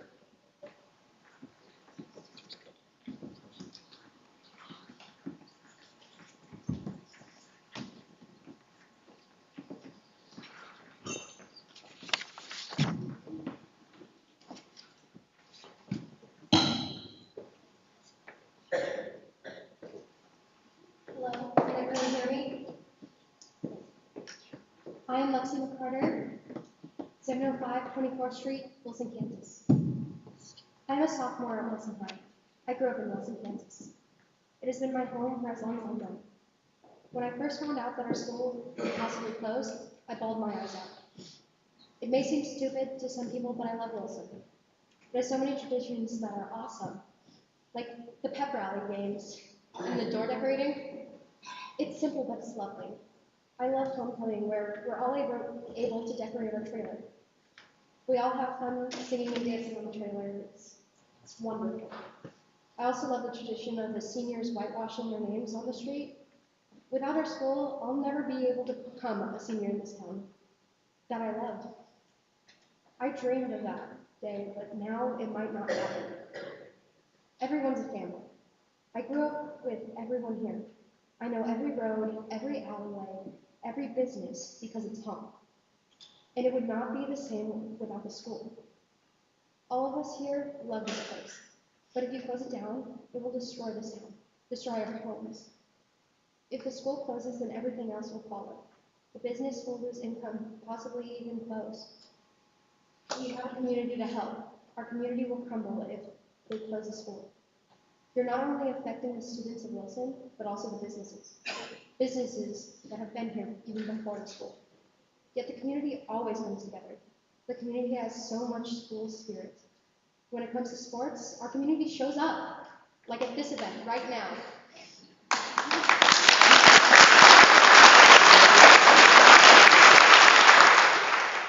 My favorite sports moments are when the boys are singing in the crowd, singing, "Come on, girls, you can do this. This is your game. You can play." Even if we don't win that round or that game even, that's fine, because our school shows that they believed in us the whole time. They believed that we were even able to shoot a basket, hit the volleyball over to the other court. They knew that we could do it. They believed in us. Everyone is always there for each other. Although there are some times where we disagree, we always come back around. It shows the power of the community, our home. I would also like to talk for my friend Evelyn Reichel, who was not able to come today. She has only been here for 1.5 years. Even though that time may seem short, she loved the school. She has moved from school to school, yet never fits in. Yet here at Wilson High, she finally feels at home. She has had friends at other schools, but here in Wilson, it's family. And I know that you are probably tired of hearing me and everyone else say it's a community. I don't believe that it's just a community. I believe that we here in Wilson and everyone else who comes to this school, we're a family. We are all so beautiful together, like the concerts that we sing. We all work so hard, and it sounds wonderful. The band, when it plays, the sports teams, it's lovely. And as you saw when you probably walked in, if you walked in that way, you would see the trophies, the names on the walls of people who have done great things. As you can see on the walls, you can see all of the things that we have done, all of the beautiful, great, amazing things that Wilson has done. We couldn't have done this if we didn't have a school. We couldn't have done this if we didn't have a place to do it. And that is why I believe that Wilson High should stay open, because without it, family's not a family without a home. Thank you.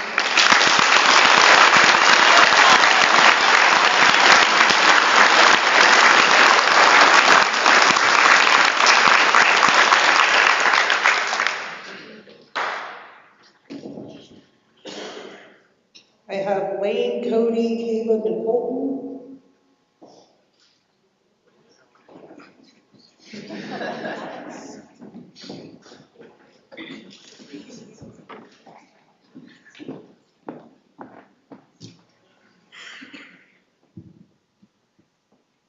Hi, I am Lane Francis, a 7th grader at Wilson Senior High School. And these are my friends, also 7th graders. I'm going to talk about some disadvantages of closing Wilson schools and some advantages of keeping the school open. You're going to your new school, which is 30 miles away, and you realize when you're halfway to school, you forgot your computer and you had a huge math test that day. You have to go all the way home, and now you are late to school because you have to go all the way home, and it's 15 minutes away now. Whereas from Wilson, it's 5 minutes away, and you can make the round trip in just 10 minutes, and you're perfectly fine. You can have a good day instead of being perfect. Your school calls, your kid is sick, and you have to drive 50 plus miles to pick him up. A 50-mile round trip is a long time instead of just 5 minutes. You fell off the monkey bars, you broke a bone, you got on the wrong bus. Then you have to drive all the way deer-infested roads, or dealing with road crew delays, whereas it could be just 5 miles. Thank you.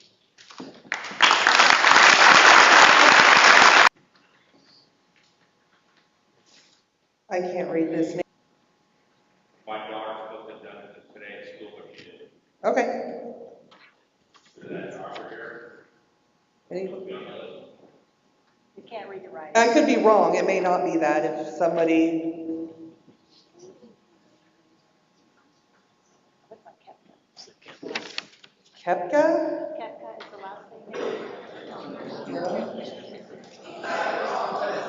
Wrong list. Wrong list. Okay. Carrie Criswell.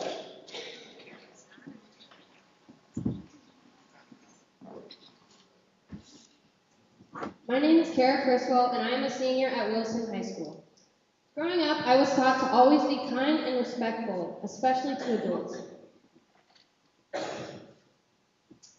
But I know I'm not alone when I say I am frustrated and exhausted from providing videos and presentations full of facts and statistics about this issue when the board members can't even bother to acknowledge us.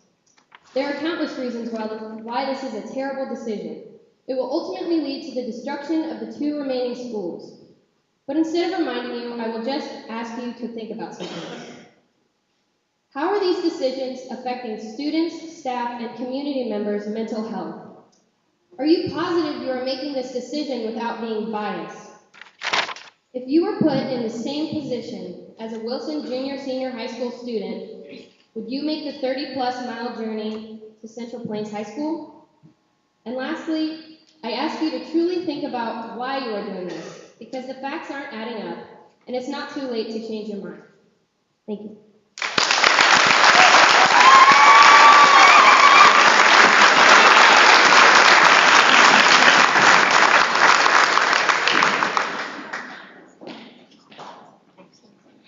Sean Peterson.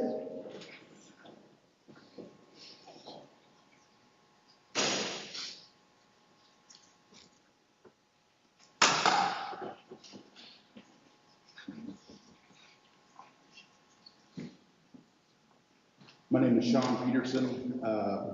Have property out of 485 Avenue D, and will soon be moving there. Really thought a lot listening to everybody speaking. Hopefully you can hear me all right. Normally I don't need a mic. What do I have to offer? I'm kind of the viewer from afar. Much like others, I don't have a dog in the hunt. Kids are out of school. But looking from a distance, reading articles in the paper, seeing different things on social media, I didn't know whether to title what I wanted to say, things that make you go, huh? Or leadership is hard.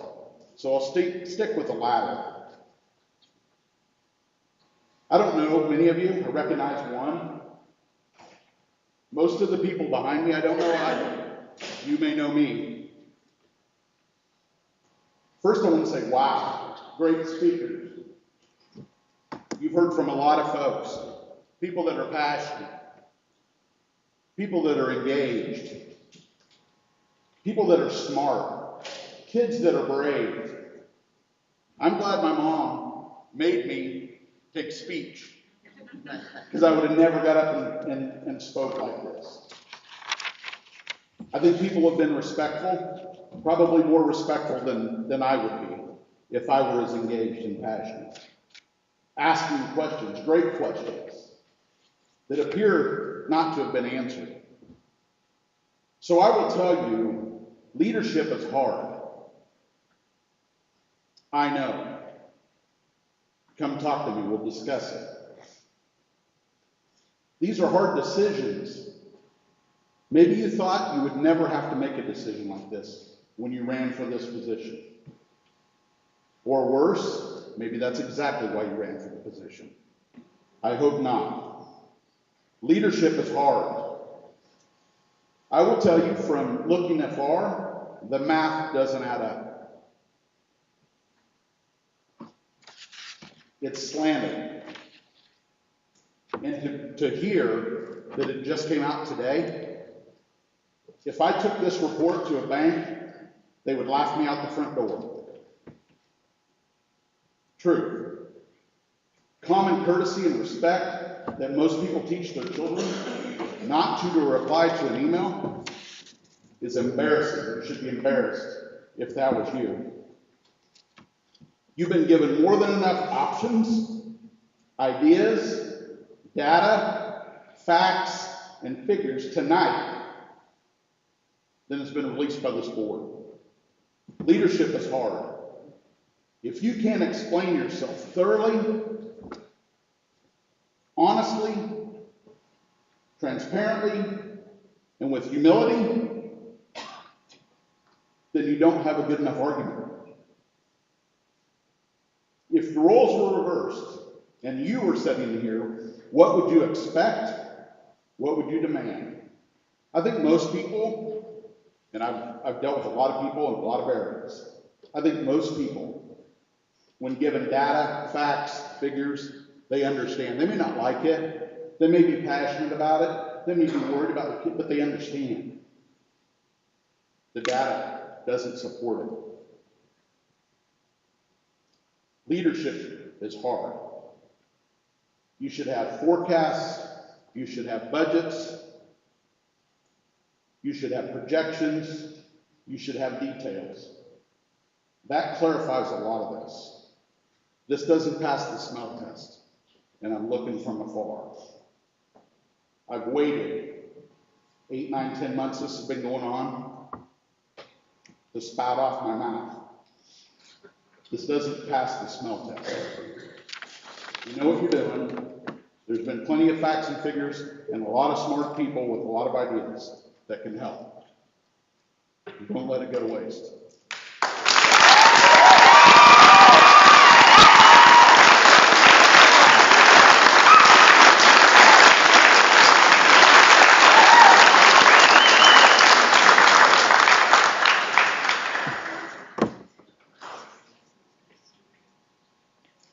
Angela McCarter.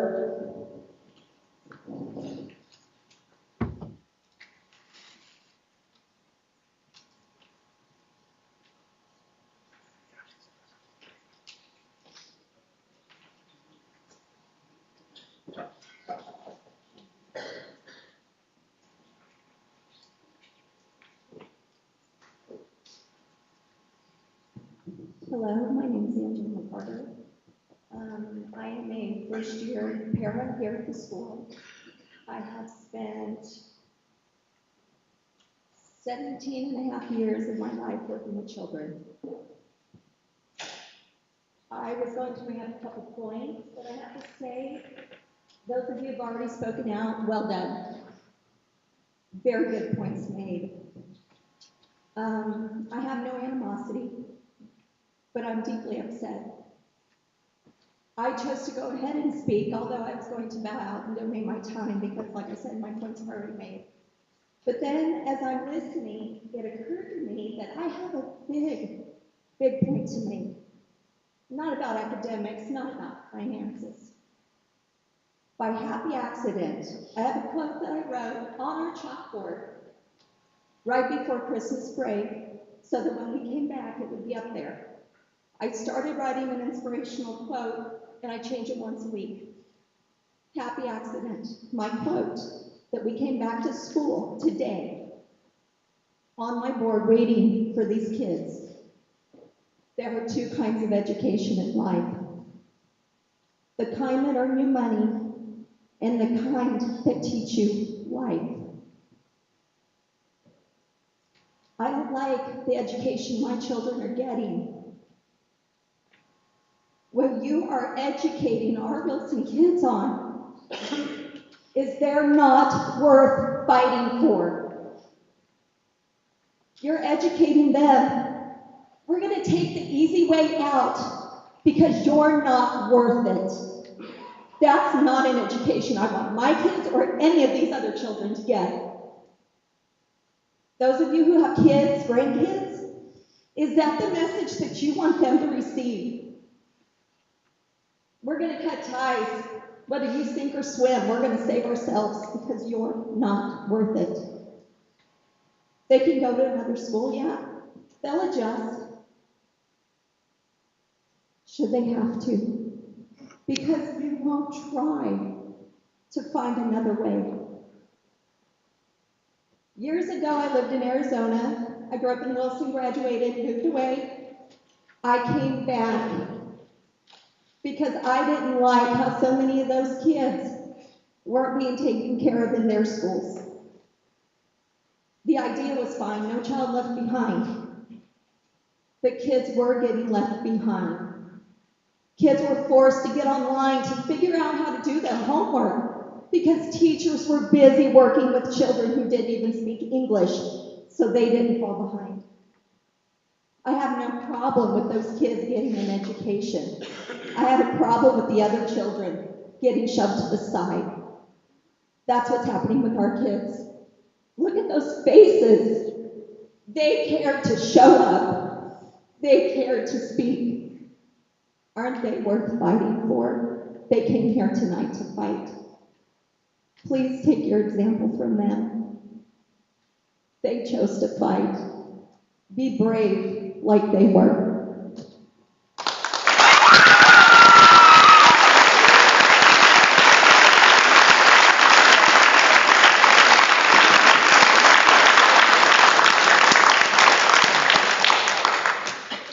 Olivia Casper.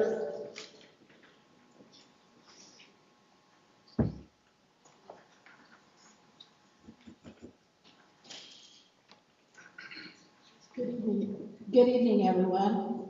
I will tell you, 48 years ago today, I never dreamt that I would be defending keeping a school open, but when you marry in to the community of Wilson, no matter where you went to high school or where you graduated from, you become a dragon. There's people back here that if they think back 48 years, they know, and look at the clock, they know exactly what they were doing 48 years ago at this time. We need to stay together. We need to keep USD 112. I agree with everything that's been said here tonight, but I think something that is missing just a little bit is thinking back 10 years. 10 years ago, we voted to take Claflin in. At that time, I was employed at Clara Barton Hospital in Hoisington. I wish that I had a quarter for every time I heard a staff member at that hospital say, our kids can't go to Hoisington, they'll have to try out for football. Our kids can't do this, but if we get Wilson to take us in, we've got it made with Bushton. Now, because I was a consultant and not there full time, they were not aware of where my home territory was. I went to a high school that had a 4-day week. I taught 3 years in a high school with a 4-day week. I taught 11 years here at Wilson before changing careers. Has anybody actually put the figures together for a 4-day week? We were saving oodles of money, and I'll let you know that was back in the 60s and 70s. So if it was brand new back then, they probably refined it all. I'm going to take something away from Michelle L. Brokish. She had the kids stand up. What I want to know is there anybody here that will stand up and say they want to speak for the closing of Wilson High School? That scares me to death, and I'll tell you why. If they can't make the drive from the Claflin area up here and speak why they should stay open and we should be closed, do you have the support in the Claflin area? Or in 3 years, is it going to be going back to, well, if nobody takes us in, we're going to have to go to Hoisington? Thank you.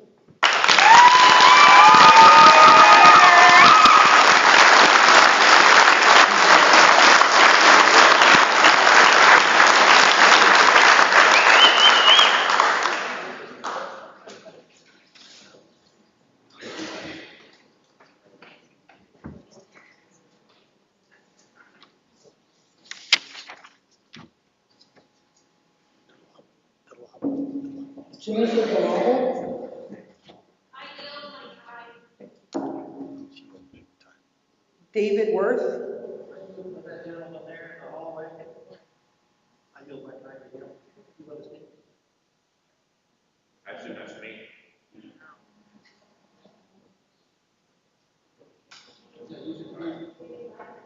Thank you, sir.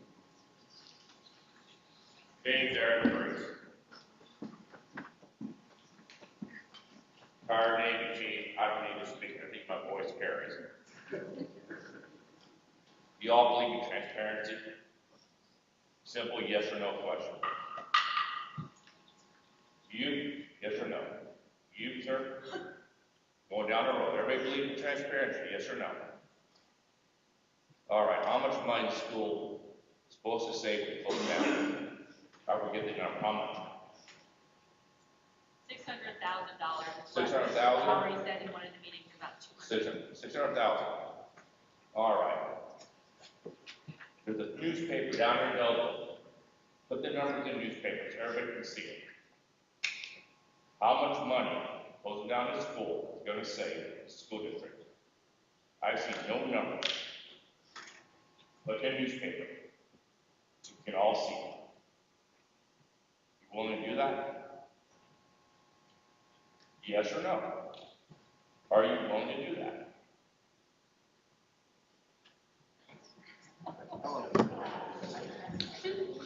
Does anybody say yes? The board is not going to address your questions at this time, so if you want to speak, you can go ahead and speak, but don't ask them questions. So that means no. No transparency. That's so not what I said. If there is no, the next week and a half or 2 weeks, no article in eligible paper for the $600,000 coming from, and this is all bullcrap. Let's be honest. So what's the real reason why I closed down the school? I have no idea. I am not from Kansas. So I want to know what the real reason is. You won't put it in the paper. You won't show the savings. What's the reason? Also, if you won't be transparent about that and show the savings, you all can get a lawsuit on it. I think that may be state law. You have to show. Do you have an attorney here for you guys? I think maybe state law. You have to show the savings to all of us. You may want to talk to your attorney about that. Should I talk to your attorney about that? You have to show the reason why you're closing a school. Number 2. That grade is gone this year. Y'all forget about that? So those 4 or 5 students that are going to go to Claflin, how are you going to get them there? County Line Road's gone. How are you going to get them there? These are facts. No longer 30 minutes drive. It's going to be Ellsworth, Dahaga. And if I was a parent trying to take my kid down a county road or dirt road, to make a shortcut, I'm gonna drop a loss on you so fast and make your head spin. These are just facts you better talk to your attorney about. So before you close the school down, one, you have to have open reason why you're closing the school down. Show us the numbers. Your prize. 2, bridge. How are you gonna get the kids there?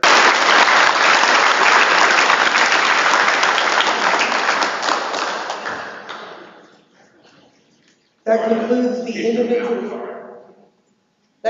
the individuals who have signed up to speak. We would like to thank everyone for their time and attention this evening. Mr. Board President, at this time, I believe it is recommended that the board take the information and deter tonight under consideration with possible action to be taken at the next regularly scheduled board meeting on Monday, January 9th, 2023 at the Holyrood Gym, or at a board meeting at a later date. If there are no other further questions, the hearing is concluded. I'm not on the list, but may I say something? How many of you know my name? Mrs. B. B. K. Wilson in 1972. It just happened. There hadn't been a 7th grade, 12th grade. My husband coached, taught, driver ed, taught classes. He liked Wilson and this school so much. 3 years before he passed away, he said, "Forgive me the cemetery plot here because I want to stay here." He passed away a year and a half. He loved people here. He loved the school. He loved the school. It means a lot to all of us.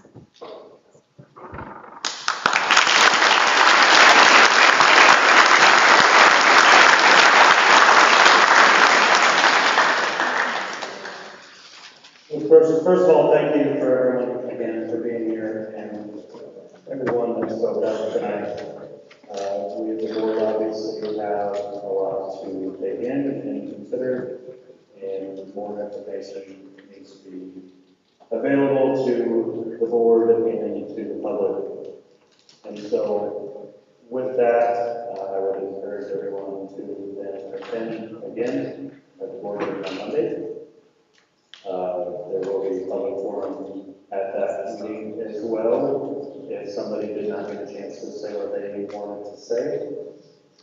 And with that, I will entertain a motion to adjourn.